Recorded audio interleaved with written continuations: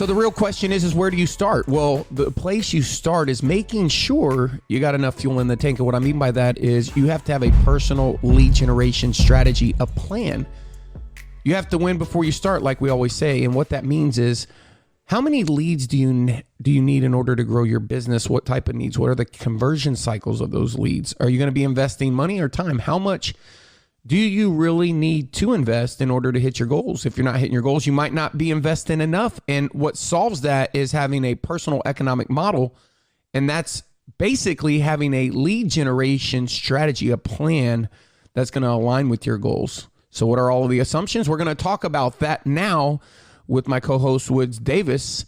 But before we do, if you have not subscribed to this channel, and you're looking for ideas to grow your business, you want to close more deals, maybe you want to build your team, you want to scale, then make sure you hit that subscribe button and turn on notifications. We put out new content every day.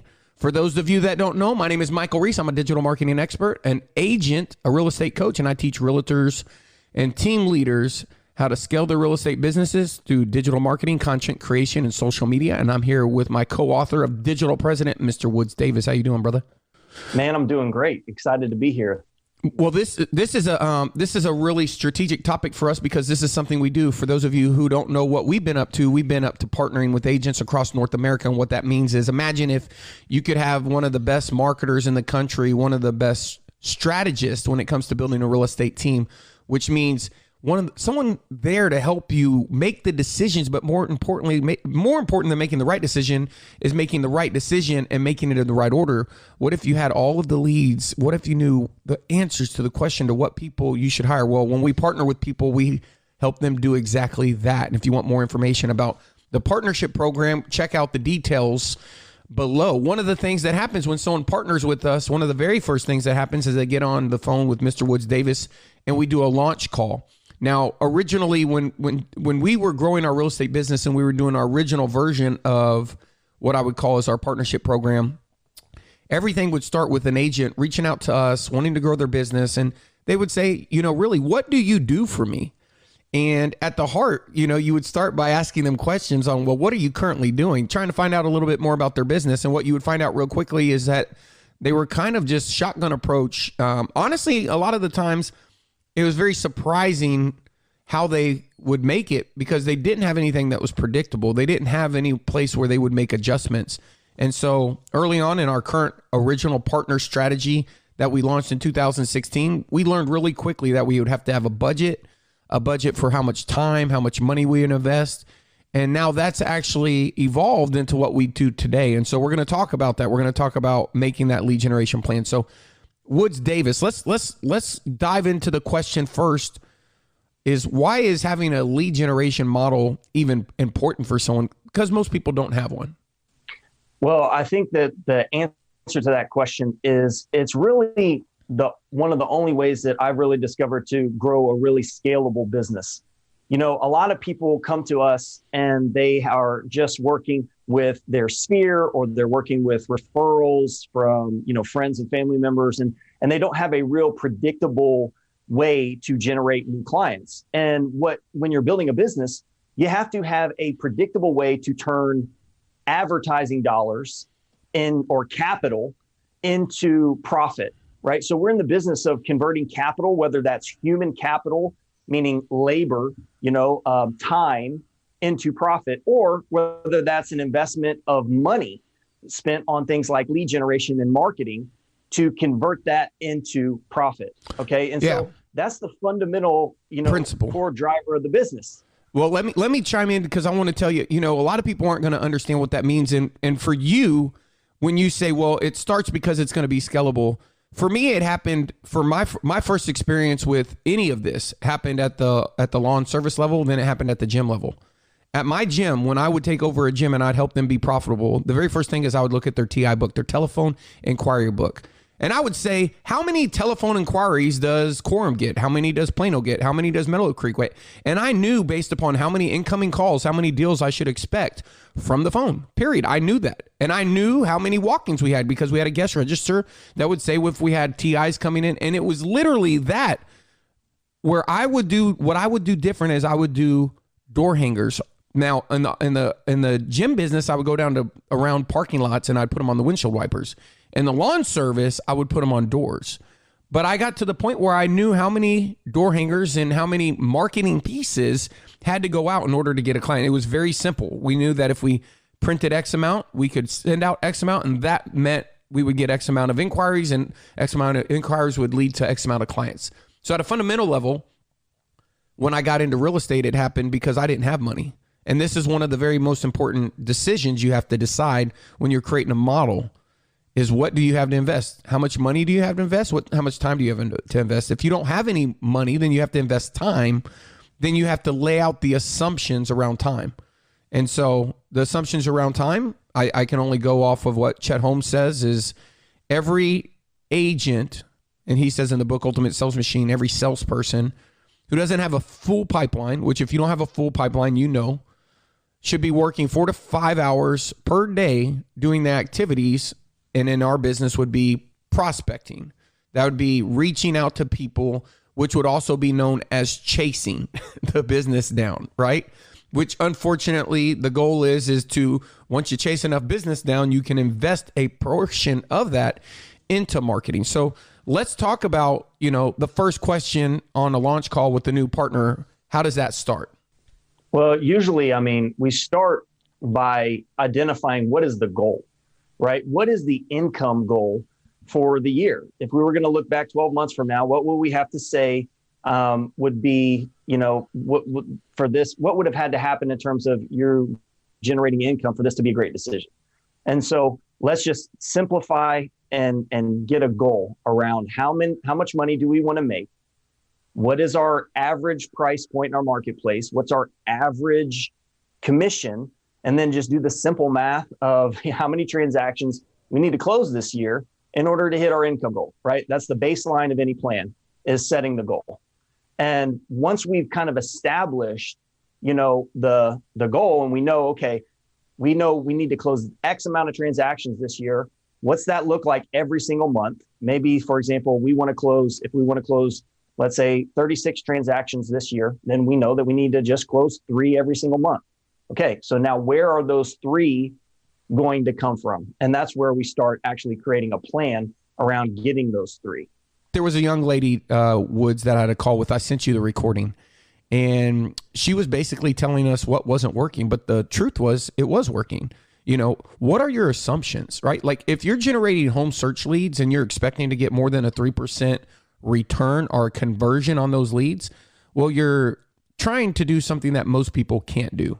Right. And it's the law of diminishing returns that at some point it makes sense to generate a new lead. So when you're doing this and you're setting that income goal, there's some assumptions that you have to make. There's some things you have to know, like what is your average transaction price, right? You have to know how many buyers versus sellers you're going to get that year. You work with some people and they don't want to work with, they want to work with more sellers and more buyers, which is great, but they don't have the money being invested. They don't have the value proposition being promoted, or they're not running traffic to the offer. They don't know what the offer is currently converting at. So they have the goal, but they haven't reverse engineered the goal. So the way that we did that, I'll give one example on time, Woods, and then maybe you can give an example on investing money. And so from a time perspective, when we're doing circle prospecting, one of the things that you'll hear, and I saw another gentleman who was in the coaching business years ago say, this was later. It was coincidence, but it was later. But he said, you have to have 40 contacts to get a transaction. When we did circle prospecting after making 18,000 dials and looking at all the data, it was 1 in 34 people equaled an actual appointment set, right? So 1 in 34 contacts equaled an appointment set and met, meaning they not only said it, but they showed up. Now, with that being said, that was an assumption. Now, if you meet with us, there were some partners that we had, Woods, that would meet with 3 people and list 2 out of 3. There were some people that would meet with 4 people and list 1 out of 4. So you're not only identifying backwards those important metrics based upon what your goals are, meaning, man, I want to do more listings this year, or hey, I'm going to do more buyers because I'm going to hire a buyer agent, right? Maybe you're like our good buddy Blake Weaver in Lafayette, Louisiana, who's hired 3 buyer agents this year. He might have a different goal on the buyer transaction than he did last year when he was the only one in production and wasn't enthusiastic about working with more buyers because simply he didn't have enough time. Because if you're going to have a lot of buyers and you're a solopreneur, then you have to say, well, how much time? I met with the girl yesterday doing 52 transactions, and she says, I don't have any more time unless I get on the seller side of the business. And so it's setting those goals, it's identifying those assumptions, and then it's working back. On the prospecting side, when we would prospect, it was 1 in 34 conversations. And we would know based upon, from an ISA perspective, who we gave that appointment to, what the probability of us was getting that listing. But even better than that, here was even better than that. We knew that based upon the lead source. We knew that if it was a person who responded to a certain ad thinking of selling, what is your home worth? And they went and they put their information in, but they didn't finish the process. And so we augmented that, and we had a bunch of contact records where we had what we would consider were step ones. Step ones were one of our best lead sources for calling because they had a behavior that had demonstrated they were interested in selling, but they had not given their phone number to us. So we had to augment it or get it anyway, as we put it. And what ended up happening is that they weren't giving us their phone number. They probably weren't giving a lot of people online their phone number. So they typically were a better lead for us. So on the prospecting side, you'd want to know, well, how many expireds are in your market? You know, if there's not enough expireds in your market in order for you to, you know, someone says, oh, you know, I want to do 5 deals a year or 5 deals a month, 5 new listings a month. Okay, where are they going to come from? Expireds and FSBOs. Okay, is it going to be 2 expireds, 3 FSBOs, 3 FSBOs, or 2 FSBOs, 1 FSBO? I mean, how many? Okay, well, how many FSBOs are in your marketplace? Now, how many of those FSBOs, if you call them all, do you get a hold of? How many times do you have to call them in order to get a hold of them? Based upon the people you get a hold of them, how many of them do you get to set an appointment with? Out of the appointments you set, how many do you do actually show up? Out of the ones that do show up, what percentage of them do you get? Those are the assumptions that once you have those identified, it becomes the timing of your business. Here's the con. The con is what happened to me is the market shifts. Are you in a market shift right now? You in a market shift right now? I think we are. Well, in a market shift, less homes expire. I promise you. You can go look back in 2008. You can put homes on the market. They expired at a high percentage. You can look at 2021 and less homes are expiring. In fact, there's probably a lot of offers on the same home. So if you built your model for 2021 on expireds, well, what were those assumptions? You know, did you put $5 of gas in your car trying to go 500 miles? Did you lose before you even started? And where we would make these adjustments when the market shifts is at paid traffic woods. And so when someone's trying to use paid traffic to make those same assumptions, to reverse engineer, to do that math, it works exactly the same way. You know, on the prospecting side, all we're trying to ultimately do is figure out how much time do I need to spend making calls and how many calls do I need to make in order to get those 34 conversations so I can get that one appointment. Well, on the advertising side, it's, the paid advertising side, it's the same thing, except instead of investing time, we're trying to reverse engineer the math down to how much money we need to spend. And usually we like to break that down to a daily budget in order to hit the goal.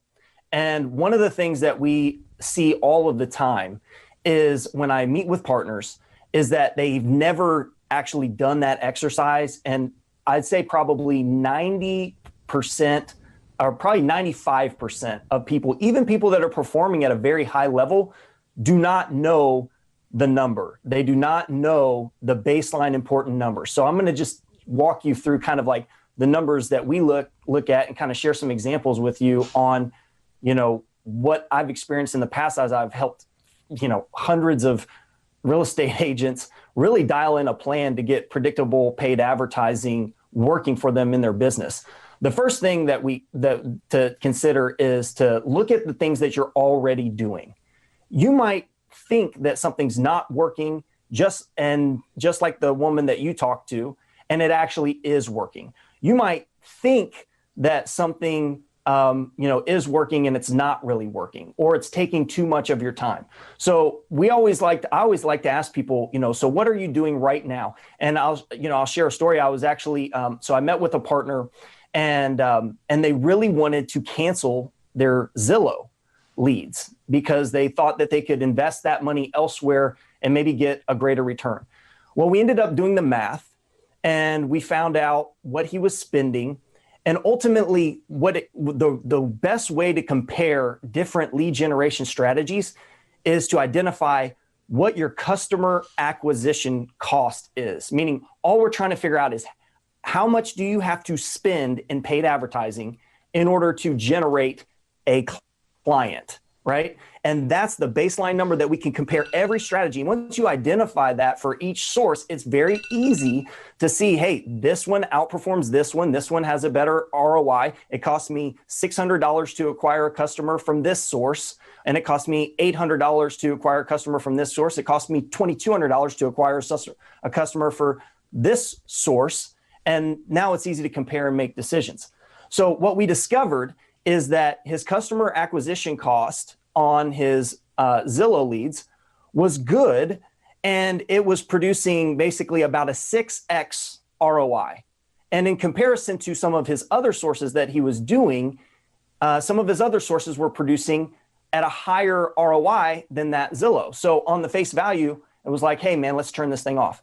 Okay, not only do we have to look at, what it costs in terms of, the customer acquisition cost, but what it costs in terms of time in order to generate a client. So for example, this person was spending about 4 hours with each client that he got from Zillow to convert them, as opposed to some of his other sources where he was spending between 8 to 14 hours in order to generate that client. So when we did the math, the actual amount of money he made per hour investing with his time with Zillow leads was a much higher dollar per hour work than some of his other lead sources. So it's important to not only consider just the ROI, but the return on the time. Yeah, and what I want to point out there, Woods, is and it's weird because I feel like I'm having a conversation with you, because I know we're shooting this for YouTube, but I also feel like we're talking to the world. Like you're not talking to me, you're talking to the world, right? And so I kind of want to chime in just to say one thing. The most important thing is an expired lead is how long till they relist, right? It's the cash conversion cycle, which is if I make a phone call to an expired, like expireds, for instance, a very small percentage of expireds who change real estate agents, right? Meaning the ones that are going to change if your home expired right now and you weren't going to change real estate agents, here's the process. Hey, Susie, do we want to keep it on the market? Yeah, Beth, let's keep it on the market. Okay, I'm going to extend the listing. And that happens when that's your personal friend, right? Like if you listed somebody that you knew's house, there's a lot of people that when they're your agent, they're not going to make a change. The second part of that is with the lead generation is a home evaluation lead. There is a lot of people based upon lead source that say, well, home valuation lead sucks. Well, I would say, no, it doesn't. It doesn't if you get one from Google. If you're looking to do a transaction this week, a Google lead is going to be a good lead. A Facebook lead, if you're looking to do a transaction this week, is not going to be as good of a lead.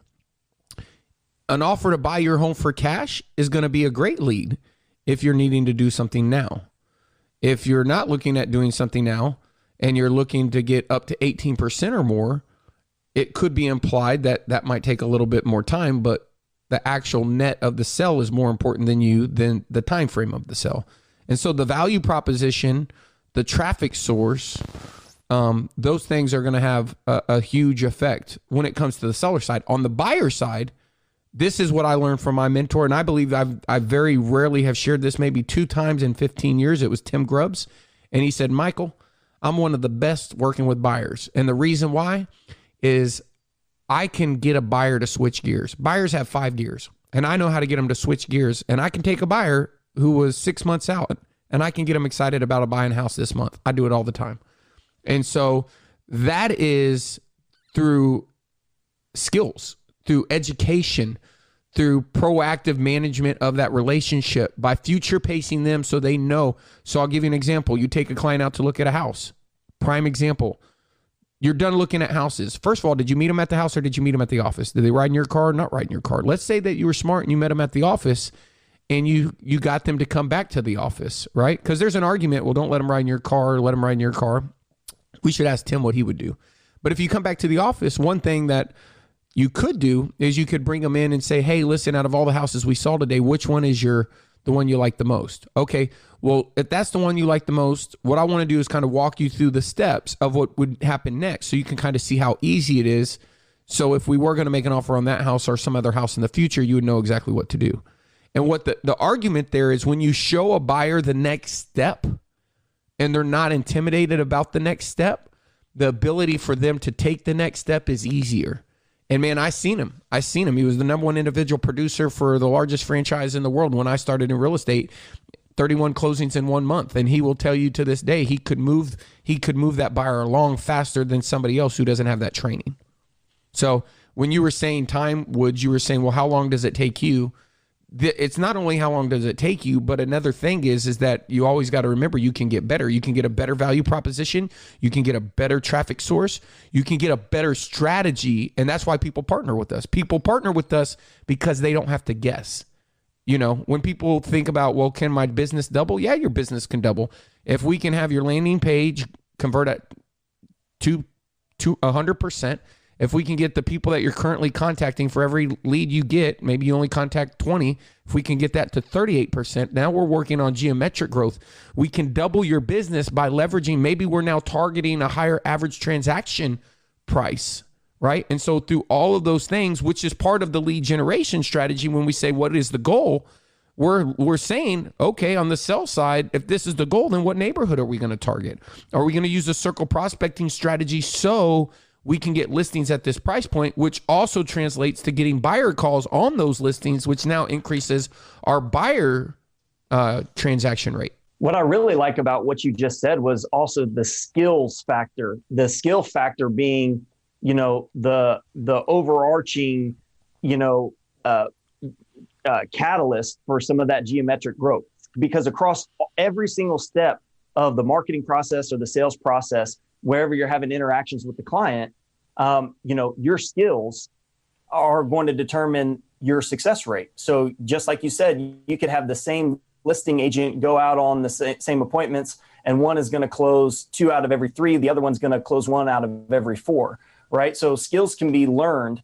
And that's one of the things I love about partnering with people, because sometimes people have tried lead generation things in the past, and they said, oh, well, that didn't work, or the lead generation thing didn't work. But they had no offer. They had no compelling offer. They had no next step for them. They have no proven repeatable system backed by market research to sell their home for up to 18% more than the methods used by traditional real estate agents. And so they had no compelling reason to take the next step to meet with them. And so that's one of the things that I love about this. And it's important to include a skills plan on top of your lead generation plan, which is one of the things that we always do. It's almost like writing a prescription. Okay, if we're going to go with this strategy, not only do we need to have a lead generation plan that's going to produce leads at this cost per lead, and we have a campaign that's already built out that's going to get our phone ringing, whether they're going to be texting, emailing, or calling you. 54% of them are.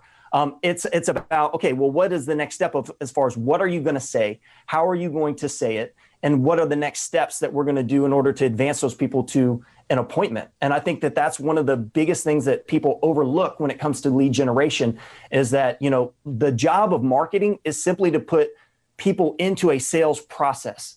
And if you have no sales process, you have no systems, no scripts, then your marketing is not going to perform, because people you're not going to get them to the end zone. You're not going to get them to into a conversation. The conversation is not going to lead to appointment. And ultimately, those appointments aren't going to lead to a closing.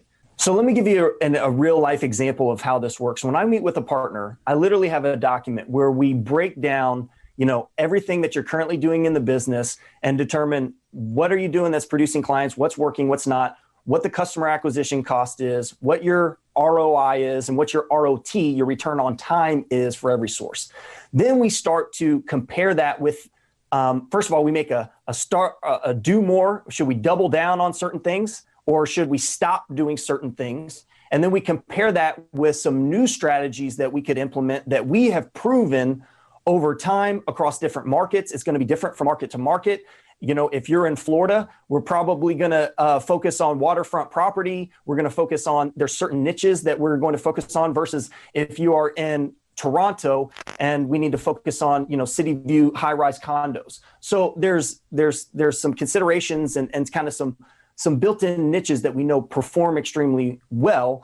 And so then we basically lay out the assumptions based on our proven track record of what we know our partners are producing in each one of these, with each one of these different strategies. And that's how we start to formulate a plan to hit the goal for the number of transactions that we need to make the amount of income that you need to make. Now, another document that we use once we've kind of identified what the plan is, hey, we're going to focus on these different campaigns. And it's usually not doing 1,000 things. It's doing 1 or 2, maybe 3 things 1,000 times better than every other agent in your marketplace.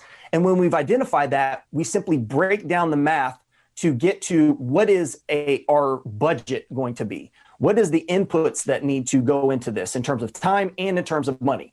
And so I have a little calculator here, and I think that we will make a link available to where you guys can, you know, download this and use this for how we establish a daily budget when we partner with somebody. And the cool thing is this calculator is all built out, and the inputs are very simple. For example, if our closing ratio is 2% from a specific lead source, then we know that in order to close 2 transactions, we need to generate 100 leads, right? Well, if the cost per lead is on average $3 per lead, that means over the course of a month, we want to close 2 transactions, we need to spend $300, right? That would be the baseline, you know, rough math. So every single day, if we divide that 300 by 30 days, then our daily budget needs to be $10 for that specific source to produce that. And I just use that just kind of as a rough example of, you know, how we break down the math in order to get clear on the things that you're doing every single day. And I think that that's really the key, is to just know when you have absolute clarity every single day of exactly what you need to do, exactly what you need to be spending, the budget's allocated, you know, that's happening. The amount of leads that we have already predetermined are coming through, your phone is ringing, the amount of times that we know that it's going to ring based on the math. And then also too, you understand what you are allocating and what you're doing with your time as part of your lead generation plan.